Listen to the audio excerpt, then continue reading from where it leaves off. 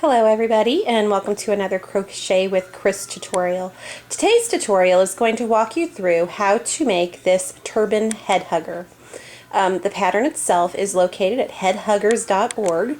My links are down in the doobly-doo, so please check them out. Headhuggers.org is a charitable organization that was formed when Sue there had a friend who was going through chemo treatment and had lost all of her hair, and she was having a problem finding a nice warm hat to cover her head. And Sue thought, why, if you're going through chemo treatment, should you be worried about your head being cold? So she started knitting some hats for her friend, and then that kind of snowballed into this charitable program where people are asked to sew, knit, crochet, or craft somehow head hugger type hats for people who are going through chemo treatment, and then she gathers those hats and distributes them across the United States to various hospitals and hospice centers and cancer centers to help people find a little more comfort when they are going through chemo treatment, to help them have a hat. As I said before, the pattern is linked down in the doobly-doo, so do check it out. If you're on my blog, I will also put the links there, so you won't know what I'm talking about if I'm talking about a doobly-doo. The pattern itself calls for an H hook, but I do tend to crochet tightly, so I go one hook size up. That is why I'm using an I. I had a ball of acrylic yarn, it's worsted weight. I have no idea what the brand is or the color. I just know that I liked it enough to have another project with it, and I didn't keep the label. You will need a tapestry hook to finish off the gathered look on the front of the turban when you're done with the hat. I've sketched the pattern down, or I've kind of scribbled it down here so I have a quick reference, and of course a pair of scissors. So with that said, let's if you are not familiar with how to cast onto a crochet hook, you do need a slip stitch. I have videos available on how to do this. This video tutorial is kind of assuming that you know how to do things like do your slip stitch, and you know how to do the half double crochet, the chain, and the slip stitch. If you are not familiar with these, I highly suggest going and looking for some of my other videos before attempting this hat. So I want to go ahead and get started here, but I just want to say that because I don't want somebody to get started and be like, Cris, slow down, you didn't tell me what a half double crochet is, when this video tutorial is expecting that you already know what that is. So to start this pattern, we need to chain 3. So I'm going to do that. 1, 2, 3. And we're going to do a slip stitch to join. Now I'm thinking I might have to break this video up into different rows for the pattern because it is kind of a bigger pattern. But if I do that, I will make sure that I post my videos down as a reply so you can get to all of them. So we've done a chain 3 to join. And now to do row 1, we're going to chain 2 to start. And notice I did not turn my work. Now what I want to point out is this chain 2 counts as a half double crochet throughout the entire pattern. So at the end of the pattern, each row there's parentheses with a number in it. That number includes this chain 2. So I'm starting with 1. And now into the ring I need to add 9 more half double crochets. So I have 1 because of my chain 2. Here is 2.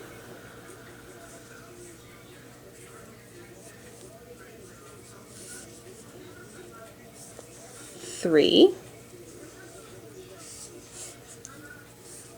4,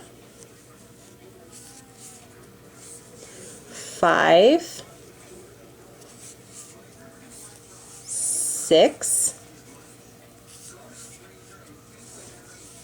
7, 8, 9, 10.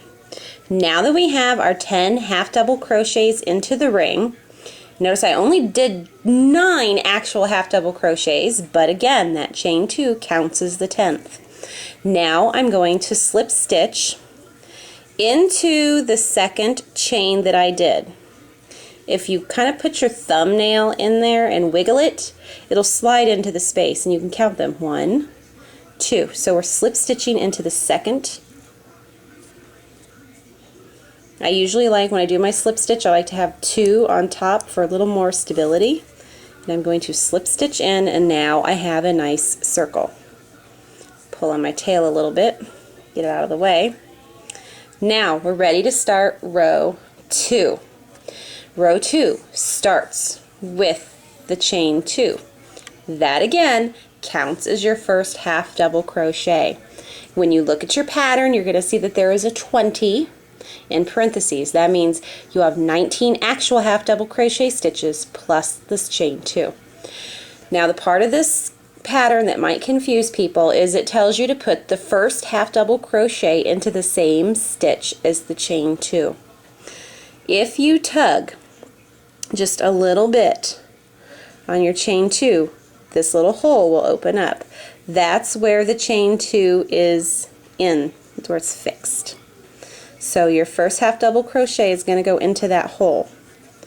That counts as 2 towards your overall count. Now you need to put 2 half double crochets in every stitch from your previous row, and that will give you 20. So I'm going to count through as I do them. Just know I'm putting 2. This is a stitch, so it will get 2 half double crochets. 2, and as you go around, that should equal your 20. So I'm starting at 2. Here's 3, and now 4 goes in with the same stitch as 3. And 5 and 6 will go together in the next stitch. There's 5, 6, and now 7 and 8 are together. 7, 8, 9 and 10, 9, 10, then 11 and 12.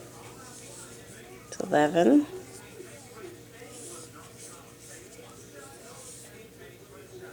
12, 13 and 14 are together.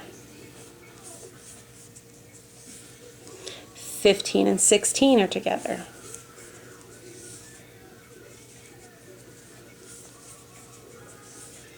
Now 17 and 18 are together. Now, as you should have 1 stitch left for 19 and 20. And it will be right next to that chain 2. All of your rows should finish in that stitch, because if they don't, then the seam on your hat's going to kind of S off. That almost sounds dirty, doesn't it? It's going to kind of go to the curve, and it's going to look a little odd. It's not that the hat won't work. It's not that the hat won't be functional, but it just means your seam isn't straight. And now, just like the previous row, let me get closer with that. I put my thumbnail in to find that chain 2, and 1, 2, so I am slip stitching into that chain 2, the second chain of my chain 2, to slip stitch to join. Now I have a nice little circle. So I'm going to go ahead and do one more row, which is row 3, and then I'm going to stop this video and continue the next video with more rows.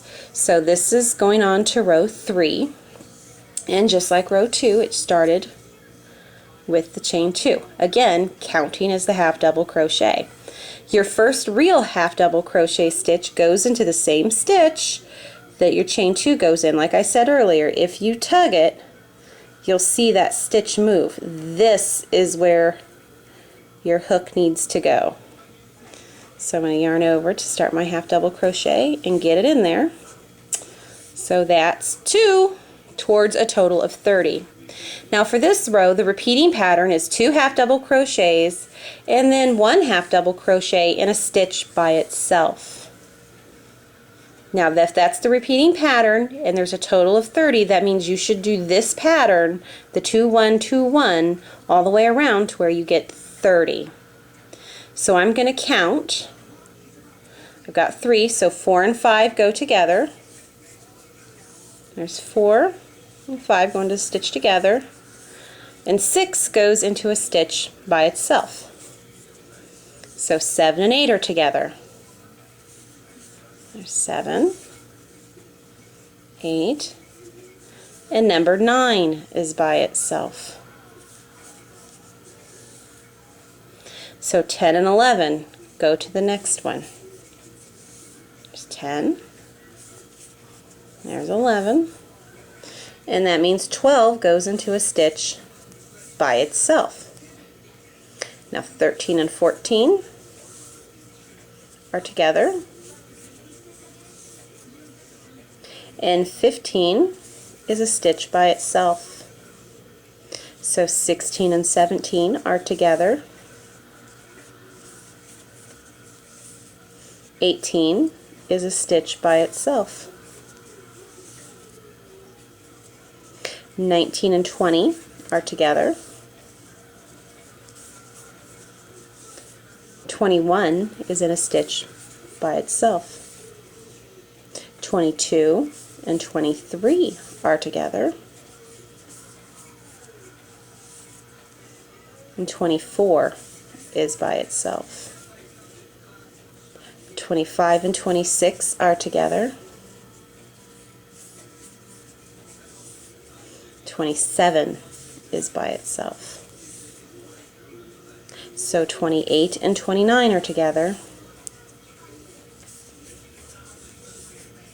and 30, as you can see, it's at one stitch right up next to that chain 2, is by itself.